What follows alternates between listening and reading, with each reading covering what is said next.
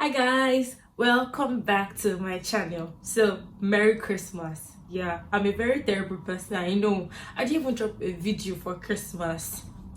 Guys, I really apologize. Like the past couple of weeks I've not just been it. I won't even lie to you, but I'm just thankful to be here. And I hope you guys had a very good Christmas and you guys had a very great celebration and you've had like good times so far, because the holiday is still like kicking, yeah. And happy new year in advance. I pray I would really try to create a video before the end of the year. But if this is the last video of the year, thank you guys so much for all of your love since I started this channel in October. Like, it's been so overwhelming. You guys have been so kind to me. You send me messages and your kind words and encouragement. Honestly, I do not take it for granted. Okay, thank you so much. I'm so thankful. And if you're new here, welcome to the family. My name is Dami Fajera and I am a student here in the UK, Cardiff precisely, and I just share my experiences about studying here and things I think would be helpful, information that would be helpful for anyone that's planning to study here. And my returning subscribers, you guys, you know now, I love you guys so much. Thank you so much. Thank you so much for everything, honestly. All right, so today I'll be talking about some things that no one talks about. No one tells you about studying here in the UK, or even general. I think it applies to like studying anywhere outside your own country. So without further ado, let's just dive into this video. No time for time, okay? Alright. Okay, so I have a list here. I hope I have it here. It seems like I cannot find it. What's happening? Okay, I found it. All right, so the first thing no one tells you about studying here is the fact that studying itself is work. Now, yes, I know a lot of people say that obviously you came here to study now, so what do you expect? But my darlings, it's like it's totally different. I think for me, yeah, like whatever it is I'm saying today, just based on my experiences. Is that correct? Is it experiences? Anyway, you should get the point. So based on my own experience, I just feel that studying here and studying, comparing the way I was studying in my own country and here, they're like far from each other. I just think that I know book, at least to a reasonable extent. I'm not so bad. I would still try, do well, but like I think since I moved here and I studied like my classes, assignments, presentations, it's like so different. My home country, you just need to, the way you do like write essays and all of those things, you can as well just, you know, copy and paste, for you cite the person, you right? Cite the person that the article you're copying and pasting from, if that makes sense. But for here, you cannot copy and paste. You cannot even, because if you do it, by the time you're submitting, Turnitin will just show you that, guy, this is not your work, in as much as you've cited the person. So you need to find a way to paraphrase, make sure it doesn't sound like the person's word, and you know, make sure you what's it called, you cite your whatever properly. And honestly, it's like, oh my god, you're writing like 3,000 words, 4,000 words, and it's just not it. It's like so stressful, and you just don't have one assignment. You have like 2 assignments, you have 3 assignments, you have 6 assignments in a term or whatever. Like, yo, do you want to kill me? I used to have presentations, I used to have to attend lectures. I know the worst thing for me was the fact that we're in a pandemic. So the whole being locked down, not seeing people, having to study online, it was just so much. So generally, even before the pandemic, I think studying here is totally different. So just expect it to be different. Like, just prepare your mind for it. It's not going to be the same thing. It's going to be far from it. And expect a lot of assignments, exams, tests, quizzes, presentations, academic posters, all of those things. Like, okay, yeah, different courses, different whatever. I'm just saying, majority of these things you would do it, so just expect it. Another thing is you have to study by yourself. So you don't, it's not like your lecturer will come and say, okay, this is how it is done, We're going to just have a discussion. I think it's generally for master's level. You're going to have discussions. You're going to, like, you know, share your opinions regarding like a situation with your classmates, and they do the same. And the lecturer will just probably listen or give you some instances, you know, have some slides and stuff like that. So you need to study yourself, because you don't want to get to class and be looking like a dumbass. Like, sorry, you don't want to look like a dumb person. You want to like engage with other people and all of those things. And at the end, if you just dwell on what it is they've taught you, or what you've had, the conversation you've had only in class, you might end up struggling when it comes to your assignments or even your exams. So you don't want to be in that situation. So you need to find time to study by yourself. Maybe go to the library, read articles online, stuff like that. So yeah, it's not the same thing. Another thing is something that I know I have struggled with, and that is working and studying. I would say that people coming from much more developed countries, they probably have been working since when they're like 16 or something. So working and studying for them, maybe they kind of know how to manage or maneuver the situation. I'm not sure, I'm just saying. But for someone like me, that during my uni, I didn't have to work. Like my bachelor's degree, I didn't have to work. I didn't start working until I was, I think 20. Yeah, 20. Then I was done with uni already. So obviously coming here, having to like work and study, and I think my own was even, or anyone that really came in that pandemic period, plus the pandemic was worse, because you have to go to work, come back, maybe you have a class that day because that's the only shift that's available for you, and at the end you have to still study when you get back home, or you're exhausted from work and you still have to study or write an assignment or prepare for exam. It's a lot of work. Now, I'm not discouraging anyone, because obviously you have to work. If you don't work, how are you going to survive? Except your parents are billionaires or something. You have to work here. So it's not so easy, honestly. It's not impossible, but it's just one of the most difficult things that people would, I feel like you can ask anyone. It's not just easy at all. So yeah, that's my third point. The next thing is the weather. Now, the UK's weather is not extremely cold. Like, you can't compare it to places in Europe, like let's say Sweden or Finland, or let's say in America, like, or North America, or kind of stuff like that. So you can't really compare, yeah, because at least we still battle with like -5, -1 digital stuff like that. But it's still extremely cold. For someone like me coming from Africa, it's too cold for me. I mean, and the thing about it is that, yes, a lot of people talk about this weather thing. Like, yeah, you need to get used to it. But there's a way that it makes you like all depressed, and you might not be able to like focus on things you want to do, and it can make you unproductive. I'm not even joking. Imagine, okay, you go for a night shift, and your night shift starts from like 8 p.m. to like 8 a.m.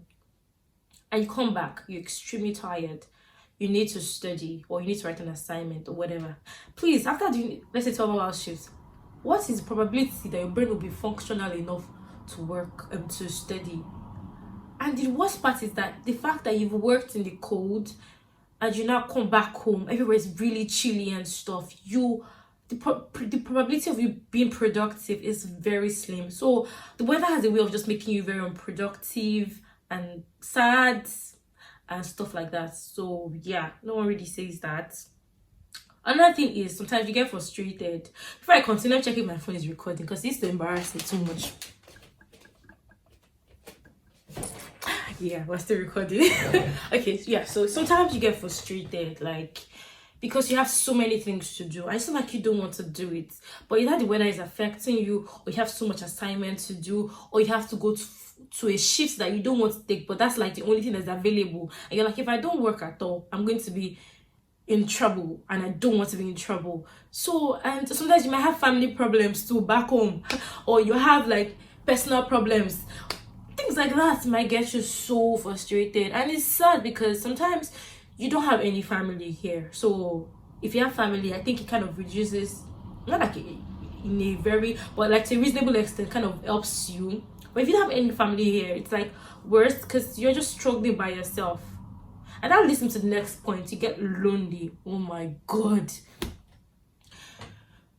People here mind their business. Everyone is busy with stuff. And I feel like if you have any friend that is working and studying here, or even just working, I feel that you should kind of, if they are not all present, I feel you should try to understand them. Like, that's even before you come here. Like, if you're not here in the UK or anywhere abroad and you're planning to move here and you have any friend or family that's not been like all 100%, I feel you should kind of understand, because it's not easy. Like, everyone minds their business, everyone is trying to make money, everyone is trying to do stuff, and because of that, you don't really have friends, you know, you don't really have people in your corner. And you might want to say, okay, my friends, at least my friends abroad, I'm in Nigeria or in my own country, I could always talk to them. But sometimes you just want to be by yourself, but you also want to be with people. I don't know if that makes sense, but it's like a lot of things. Like, it gets you so lonely and frustrated, and oh my god, it's hard. It's not easy to make friends here, I would say. Most of the time it's like maybe from uni, if there's like a WhatsApp group for your uni, or let's say church. I think I started making like some friends in church recently. I started making some friends in church, and it's just not easy. Honestly, it's not easy. I've been here over a year now, and I can tell you that for me, it's not been so easy. Another thing is, if you're here, you kind of learn to plan your life, but your plans might not end up working the way you want them. I know, yes, I think one of the videos I made a few weeks ago about things I love here, it's about plan. Yes, you can plan in terms of using a boss or doing stuff, but sometimes you can make plans and they might end up not working. But also, you need to learn how to make plans, because if you don't make plans, you might end up being in a tough situation. You can get it twisted. So basically, learning to plan, meaning that, okay, yes, I want to get to the shop by this time, or I want to get to the shop, I need to use the bus. The bus is coming by 8:15 a.m. I need to be there by 8. If you don't plan to be there by 8:15 a.m., the bus will leave and you have to wait for like the next bus and all of those things. You understand? Also, planning in the sense that, learning to plan in the sense that if you don't plan to, like, okay, I need to study within this period and this period, get my my shifts done within this period and this period, you know, find time for my mental health, like to just, you know, do stuff that I like to do for myself within this period and this period, you end up doing nothing and you end up procrastinating. I'm very guilty of that. Very, very guilty. And it's not because I don't want to, but because sometimes even when I make plans, they end up flopping. So it's just, you need to learn how to plan, but also don't get disappointed when your plans don't work the way you want them to work. That makes sense. Another thing is there's like real life struggles, like, you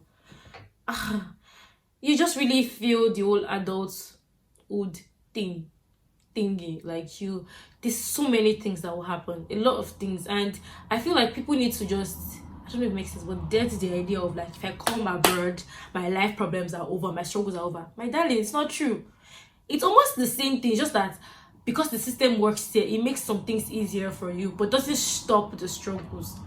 Like I'm saying, based on my own experience, you still have things that will happen that will get you disappointed. You know, you have some things that will make you feel like, okay, what's the essence? Should I just go back to my own country? You know, stuff like that. So all of these things are real, and just don't expect them to disappear because you're here. Another thing is rent. Oh god, my heart. Talking about just reminds me that my rent is due this week. Oh my god, you need to pay rent. So I'm about to cry. Oh god. Honestly, it's like you need to pay it. No one's going to pay for you, so you need to work to pay. That's all I have to say. That's all. Okay, let's continue. So yeah, so you need to pay your rent, pay your bills. You basically just live independently. Like there's no one for you to depend on, if that makes sense. Like everyone is struggling, so I don't think it's going to be easy for anyone to just say, don't worry, I'll sort out your bills for you. It's possible, but based on my own experience, I don't know. Let me just stop there. And another thing is, literally, you have almost no life. Like, people do it. I see a lot of my friends, at least based on what I see, or I'm not so sure, that hear that, you know, they still have the chilled life. Their social life is still on point. They're enjoying it, so they relax, go on vacation, stuff like that. But for me, I've not really had that. Okay, during summer I tried to, but you guys don't know the behind the scene of that. My summer period, when I did like a bit of vacation or traveling. Trust me, it was so much struggle to get it done, but I needed to do it. So that's where the whole planning thing comes in play and stuff like that. So yeah, that's it, guys. I hope I've not spoken too much. There's just so many things that will happen. I think another thing is relationship. It's hard. to find a significant other here is hard. I won't say it's not possible, but it's hard. So if you have someone that is good and all of those things, don't say because you are coming here you now want to end the relationship. Especially for women.